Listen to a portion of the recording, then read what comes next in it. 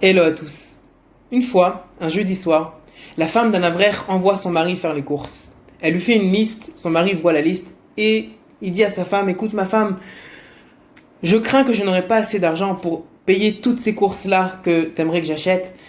Comme tu sais, on n'a pas trop les moyens, j'ai sur moi que 250 shekels. Sa femme l'arrête tout de suite, elle lui dit: mais mon cher mari, est-ce que tu as confiance en Hachem? Va acheter, va faire les courses, t'inquiète pas, Hachem il va t'envoyer quelqu'un pour payer pour toi. Moi, je resterai ici pour prier. Bon, l'avraire il va avec la longue liste de courses. Il rentre dans le magasin, il fait les courses et donc il s'approche des caisses. Il remarque qu'il y a une longue file d'attente. 4 personnes devant lui, 3 personnes derrière, mais il n'a pas le choix. Il attend patiemment. Et tout d'un coup, à un moment donné, il remarque qu'il a oublié quelque chose. Et donc il sort de la file d'attente et il va aller le chercher. En revenant, il entend une personne qui était derrière lui dans la file d'attente. Quelqu'un de haut de taille, fort, costaud, pas religieux, qui lui crie dessus, il lui dit: hey, attends, 2 secondes, tu vois pas ici qu'il y a une file d'attente? Pourquoi est-ce que tu doubles tout le monde? Et l'avraire répond tout doucement, gentiment: écoutez, monsieur, je suis désolé, mais j'étais ici, comme vous voyez, il y a mon caddie, j'ai doublé personne.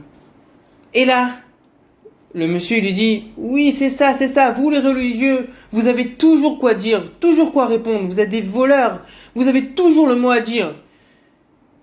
Et là, bon, l'avraire ne savait pas trop quoi répondre. Il était tout rouge. Bien sûr, c'est pas agréable. Mais il décide de lui répondre, il lui dit: écoute, je sais pourquoi est-ce que tu me parles comme ça. Je sais pourquoi tu me cries dessus.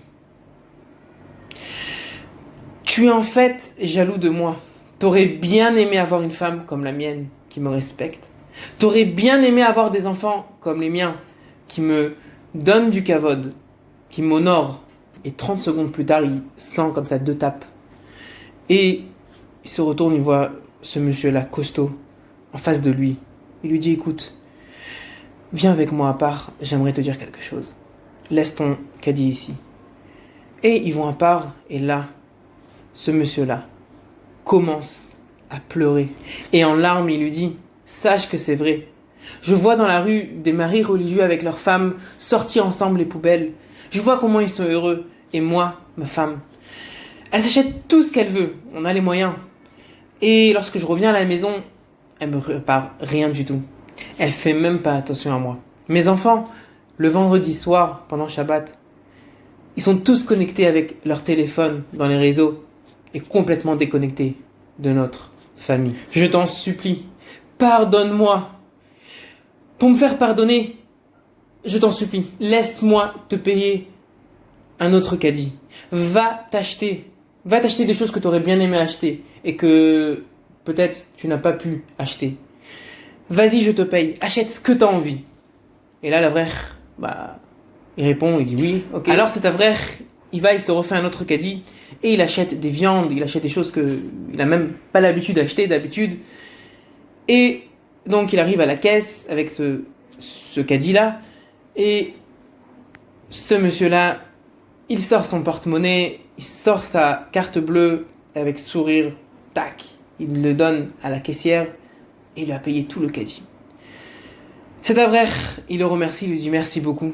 Et là, tout d'un coup, c'est au tour de l'avraire de pleurer. L'avraire commence à pleurer. Et le monsieur qui est en face de lui, il ne comprend pas. Il lui dit: mais pourquoi est-ce que tu pleures? Est-ce que tu m'as pardonné? Alors il lui dit: oui, bien sûr, je t'ai pardonné. Mais je pleure parce que je comprends maintenant pourquoi est-ce que tu me payes ce caddie-là. Alors le monsieur lui dit: oui, parce que pour me faire pardonner. Il dit: non. Sache qu'avant de venir dans ce magasin-là, ma femme m'a envoyé avec une longue liste et je lui ai dit que j'aurais peut-être pas les moyens d'acheter tout ce qu'elle m'a envoyé. Et ma femme a dit: est-ce que tu as confiance en Hachem? Est-ce que tu as confiance en Hachem? T'inquiète pas, vas-y, va là-bas, il y aura quelqu'un qui va te payer. Et lorsque maintenant tu m'as payé, je réalise combien ma femme c'est une tzadékette, combien elle a raison, combien c'est important de faire confiance en Hachem. Celui qui fait confiance en Hachem, alors Hachem, il s'occupe de tout. il lui donne tout ce qu'il a besoin. Je peux vous témoigner que par rapport à ma vie personnelle, je le vois très clairement. Il y a des fois des choses, des situations qui sont pas très agréables et je vois comment Hachem, il s'occupe. Même sans lui demander, même parfois sans faire de tefila, rien du tout. Hachem s'occupe de tout. C'est comme si qu'un guerrier, il dit, je vais faire la guerre pour toi. Toi, vas-y, va te reposer. Celui qui fait confiance en Hachem, mais une vraie confiance.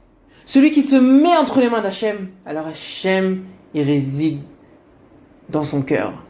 Celui qui lui fait de la place dans son cœur, alors Hachem, il est là-bas. Il le protège, il s'occupe de tout. Et c'est tellement vrai. Essayez, vous allez voir.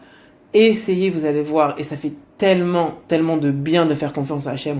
On est serein. On est tranquille. On a moins de soucis. On se fait moins de soucis. Et lorsqu'Hachem te dit non, c'est parce qu'il sait très bien pourquoi c'est non. Parce que ça sert à rien de vouloir quelque chose qui n'est pas bien pour toi. Toi, tu ne comprends pas pourquoi c'est pas bien pour toi. Ou bien tu ne comprends pas pourquoi est-ce que cette chose-là n'arrive pas maintenant. Mais Hachem, il sait pourquoi. Donc, on a tout à gagner de faire confiance en Hachem. Hachem, je me mets entièrement entre tes mains. Fais ce que tu veux de moi. Moi, je fais ma ishtadlout. Et après, c'est toi qui décides. Et Akadosh Baruch Hu nous demande une seule chose, la patience. La vie se résume à ce mot-là, la patience. Et tout arrivera, tout va bien se passer.